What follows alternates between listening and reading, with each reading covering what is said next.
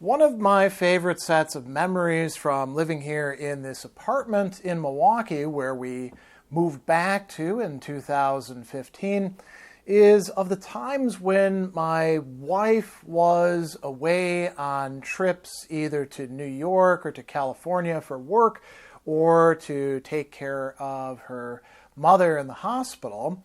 And it was me and our four-legged family on our own here, and the way that we slept, that's the thing that actually came to mind. So for those who don't know, we originally had, or I should say my wife originally had, and I sort of inherited as somebody getting married to her, four different animals, two sisters who were kittens who survived an apartment fire in New York City, and that was Teensy and Sassy. Teensy unfortunately died in 2014. She was about 12 years old and she had liver failure. But we also had two dogs, Magnus and Amica. And Magnus and Amica were both younger than the cats. Amica was about a year and a half younger than Magnus, and they were both black lab mixes, but very different. One was a flat coat retriever black lab mix, and that was Magnus, and he was very wiry and fast. And then there was Amica, who was like a tank. She topped out at around 110 pounds at her peak when she was in super great shape and doing agility, and she was a mix between black lab and Catahoula leopard hound, and perhaps some pit bull in there as well. And so we moved here to Milwaukee, and the dogs, adapted very quickly. We've got a great park that's just about, essentially a block, only a block from us. So we'd take them out there to do their business 3 times a day or so. And I also took them on some pretty long walks throughout the downtown of Milwaukee, the 3rd Ward, over by Marquette, up the River Walk, and so all over the place. Even sometimes down by the lake, I'd pile them both into the car and drive them down to the lakefront, and we'd walk along the lake, sometimes in the day, sometimes at night. And then, of course, there was Sassy. Sassy was the cat who essentially ran the show. She was, sometimes she'd be about 10 pounds or so. I think she may have topped out around 12.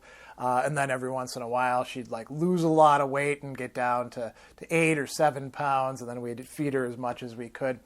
And she was, as I mentioned, a little bit older than the dogs. They had both been puppies, and she and Teensy had kind of let them know who was in charge. So, my wife was working for the Culinary Institute of America as a contractor at that time, and so she had to go to the Hyde Park campus sometimes for various events, that would last quite a few days, or she had to go out to the California campus and be out there, sometimes for quite a long time as well. It could be conferences, it could be meetings, it could be all sorts of things. And she was helping to establish and build the, at this point, quite successful food business school. So there was that going on, and then there was a health crisis with her mom that took place as well, which was pretty scary. And so my wife was, fortunately, her parents lived nearby, and so she could be there all the time. And then I was here taking care of the animals and doing my work. And so when we first moved in, we got everything, in here in boxes, and we were upstairs, and we didn't actually have a bed at that time. The bed came while she was gone, and I had to put it together and then, undo the mattress and all that sort of stuff.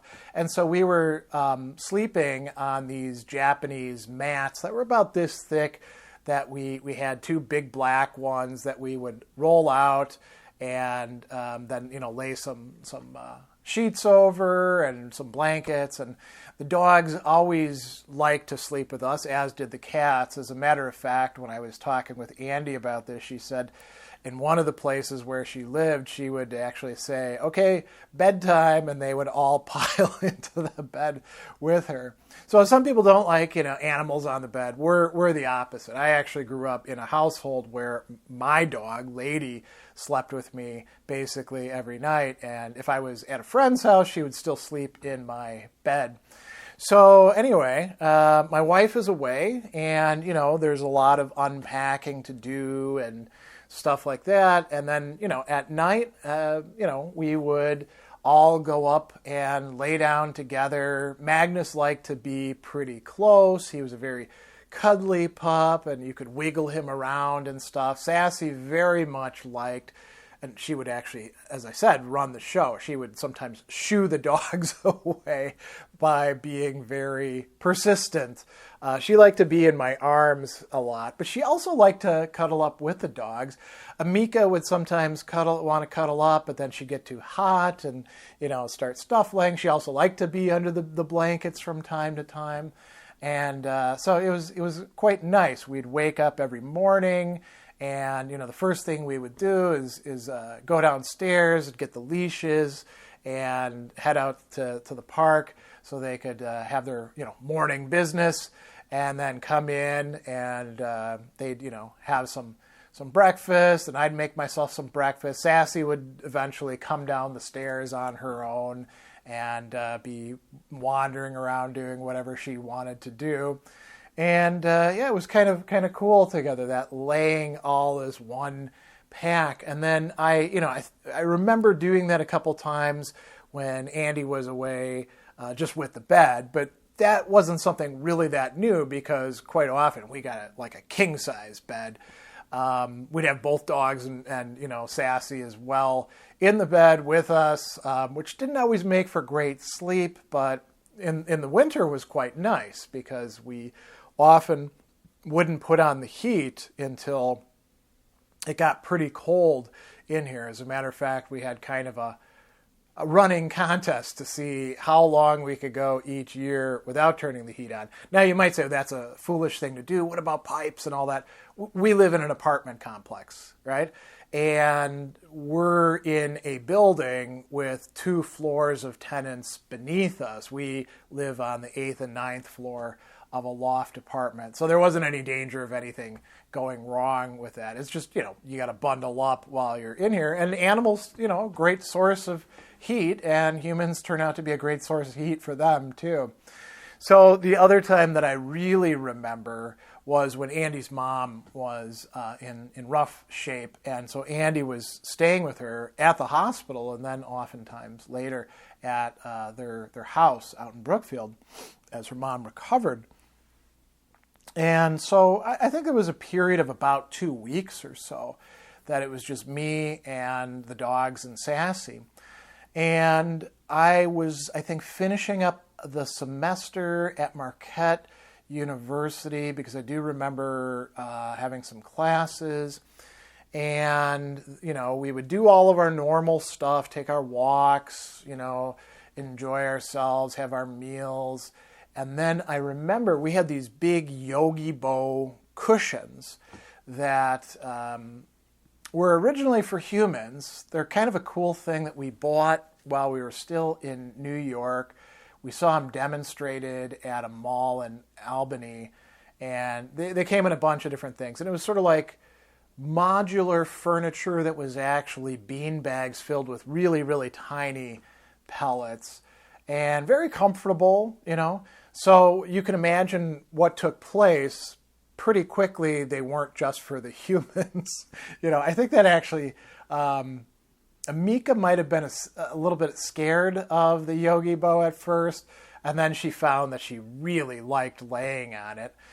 Magnus liked it too. Sassy loved it. She would curl up with them. Sometimes she would just be on a Yogibo by herself. My wife actually bought, this is a bit of a side note, other Yogibo things later on, which then Sassy immediately claimed she'd gotten the technology down in her head, so to speak. And so that 2-week period, I'd make myself some dinner, and then I would put on a show and lay down on the Yogibo. And of course it was, I want to say like late November, early December. So it was getting pretty cold in the apartment. Still hadn't turned the heat on. And, we developed this kind of nighttime routine, which was similar to what we had when Andy, my wife, was gone upstairs on those mats, which is everybody knew it was time to hunker down and get ready for bed. And so typically what would end up happening is I'd get out the blankets and, lay down with part of my body on one of these Yogibos. And it was most often Magnus, although sometimes Amica would want to cuddle up close, and oftentimes Sassy would worm her way in there between us. Sometimes Sassy would actually go over on the other Yogibo where, usually Amica was laying down, and then curl up with her. And so we'd all be there huddled together, again, like one big pack. Me, the biggest one of them all, and then Amica, and then Magnus, and then little Sassy. And, people would get up and move around at night a little bit, shift position. Sassy might go and use the litter box. The dogs or Sassy might get up and drink some water, eat a little kibble, different things like that. Sometimes Sassy and Magnus both would sometimes, prowl a little bit at night, so we might hear her going up the stairs and then coming back down.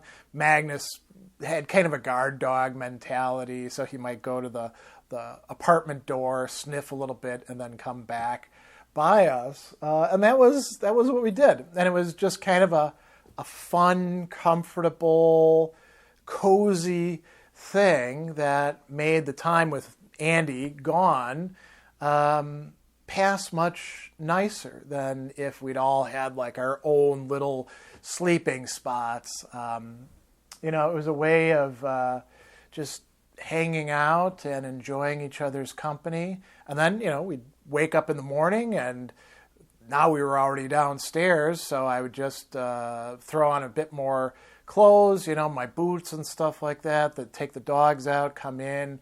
We'd all have our breakfast. I'd sit around drinking some coffee and getting ready to get on with the day.